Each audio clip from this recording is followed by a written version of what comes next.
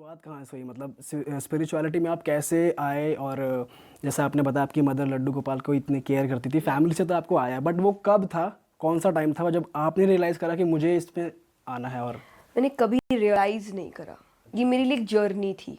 सो मैं 6 साल की उम्र से मैंने काम शुरू कर दिया था, अगर आप मटीरियलिस्टिक भाषा में कहें, जो मेरे लिए काम नहीं था क्योंकि मैं भजन गाती थी और मुझे तो मज़ा आता था, इसलिए जो भी हो रहा है अच्छा लग रहा है, करते जाते हैं।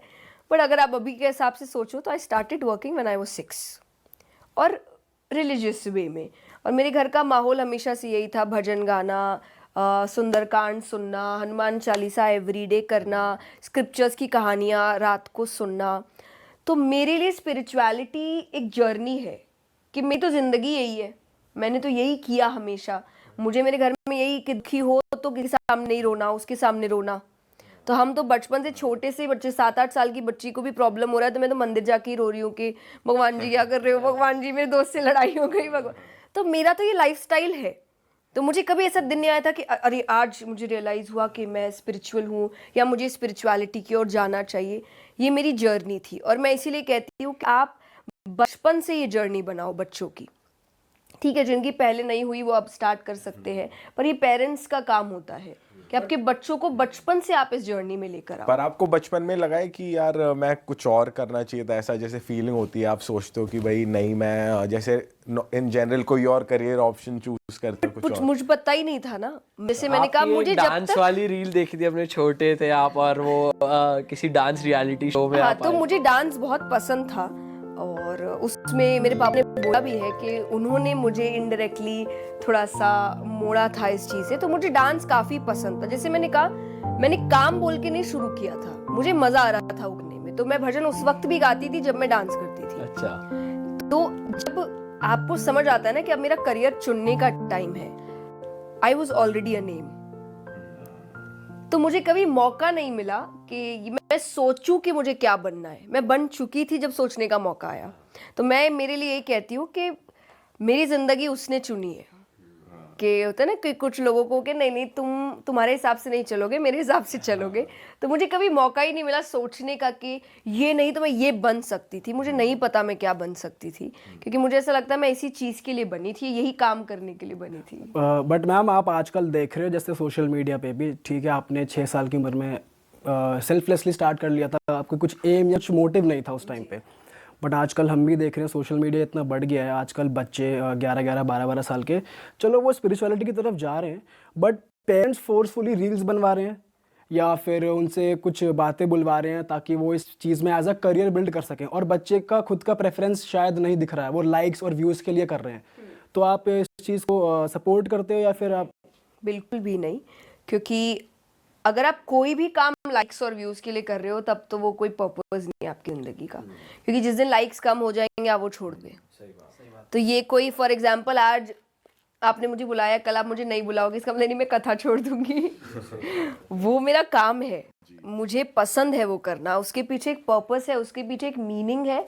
और मेरे पापा ने, जब मैंने भजन गाना शुरू किया था तो उनको पता था कि इसको नहीं पता करियर क्या होता है, लेकिन उनको ये पता था ये जगह अच्छी है, इस जगह से इसका नुकसान नहीं होगा।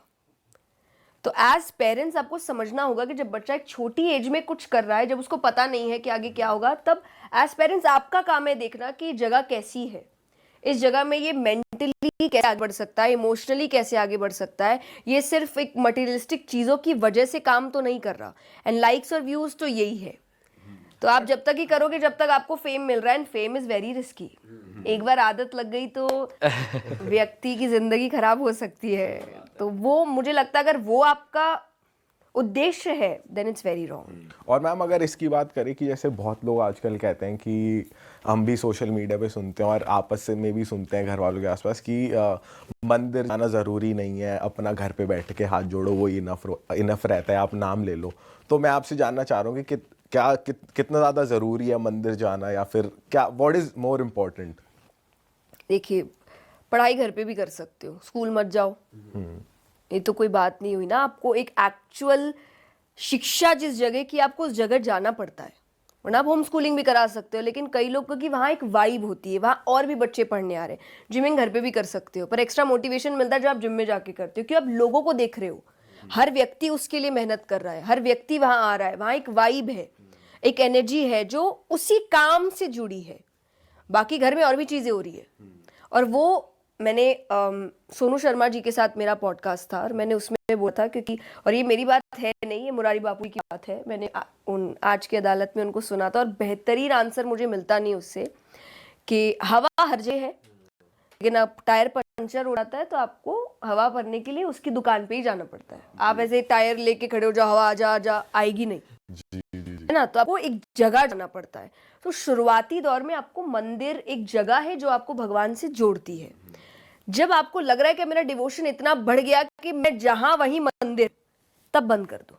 लेकिन अभी बढ़ा ही नहीं, आपको कुछ पता ही नहीं आपने, और अभी से आप इतनी बड़ी बड़ी बातें कर रहे हैं। मंदिर जाना जरूरी नहीं है, बहुत जरूरी है।